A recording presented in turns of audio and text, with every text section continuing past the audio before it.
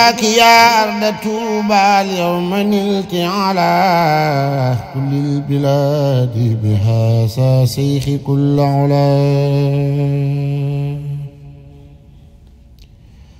بشراك يا أرض طوبى اليوم نلت على كل البلاد بهذا الصيخ كل علا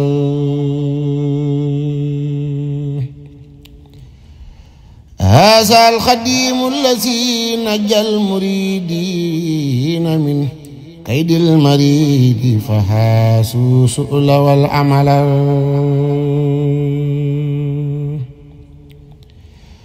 فمثل ضيفك لم يسر بي بلد ما إن يرى بلد يبقي بي بدلا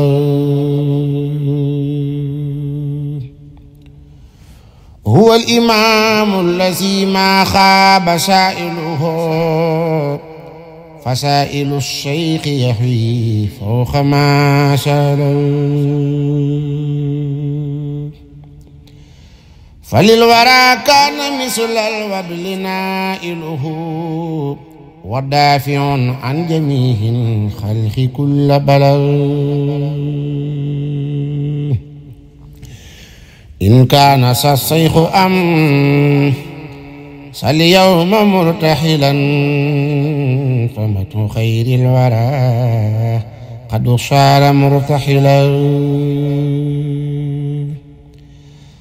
لا يبتغي الشيخ من دنياه خاتبة سوى رضا ربه والعلم والحمل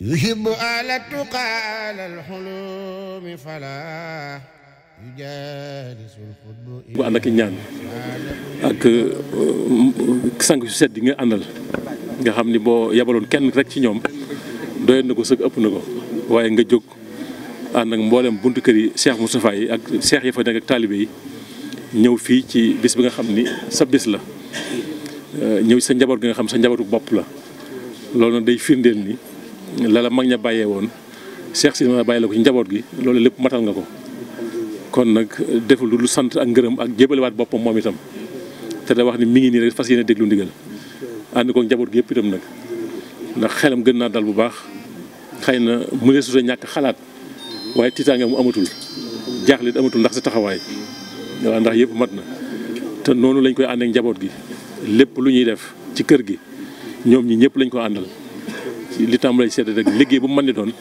noonu lañ koy àndal nañuy taxawoo kër Cheikh Moustapha noonu la ñuy taxawoo magalu Cheikh Mouhamadou Lamine Bara gi te lépp sa jëm ak li nga santaane moo tax kon nag ñi ngi sant bu baax mi ngi sant njaboot gi bu baax di la ko seereel ñun ñu koy sàkkul ak ñaan moom sëñ Moustapha bi nga ñaan ko bu baax ndax jëm la joo xam ni ni nga ko bëggee rek noonu la nekk ci njaboot gi te ni war a nekk ci biir njaboot gi noonu la nekk ci biir njaboot gi ni war a jëflante ak ñoom nekk ak ñoom noonu la nekkee ak ñoom waaw fa Cheikh Sidi Makhtar xëy na bàyyiwul sax waaye fa mu yemoon foofu la tàmbalee te dara wàññi ko wu ci waaw kon nag loolu ñu ngi sàkku ci yow ngir jëm si nga ñaanal ko bu baax mu yàgg fi te wér ba yéene mën koo àggale yàgg sa ginnaaw barke Cheikhul Khadim loolu rek mooy kii xam naa sëñ bi jërëjëf waaw jërëjëf. xanaa fu mu nekk yëg na ci xolam ne. waaw muy Cheikh Sidi Makhtar fa mu nekk yëg na. waaye yëg na li xew xelam dal na bu baax nee na waaw xel bi dal na bu baax jërëjëf. nee na xolam set na bu baax. nee na xam mënoon naa yem Touba waaye nag. ñëpp xam ne rek fii benn la. waaye de dafa ñëw ngir jóg ñëpp xam ni njaboot gi njabootam te lépp benn la. tànk yi tax. nee na tànk yee tax rek. waaye nee na waroon naa teel a ñëw waaye nag. seen taxawaay bu baax. nee na xam na sa taxawaay bu baax ci njaboot bi. taxawaay guy mbind gépp. nee na ak taxawaay bu waa guy mbind gépp. xam na seen pas-pas. nee na xam na seen pas-pas.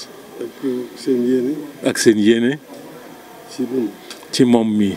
yaa ngi koy doxal bu baax xam na ko. nee na yaa ngi koy doxal bu baax xam na ko. loolu dañ koy fekk. nee na dañ ko fee fekk. waaye dëgëral na ko. nee na dëgëral nga ko. mu génn ci ànd. nee na ñoo ci ànd waaw. sant. nee na mi ngi ciy sant di gërëm. mu gën a yàgg. di ñaan mu gën a yàgg. te ànd gi gën a dëgër. te ànd gi gën a dëgër. seytaane bañ cee mën dara. seytaane bañ cee mën dara. neen incha allah waaw jërëjëf waaw. summa salaatu ala xayril wara wa ala man ardu tuuba bihi faasat bi kulli ula. képp koo xam ne bëgg nañoo topp bu abonné ci chaîne bi rek di Mbacke Kadior TV luñ dugal ci dana ko am en exclusivité jërë ngeen jëf.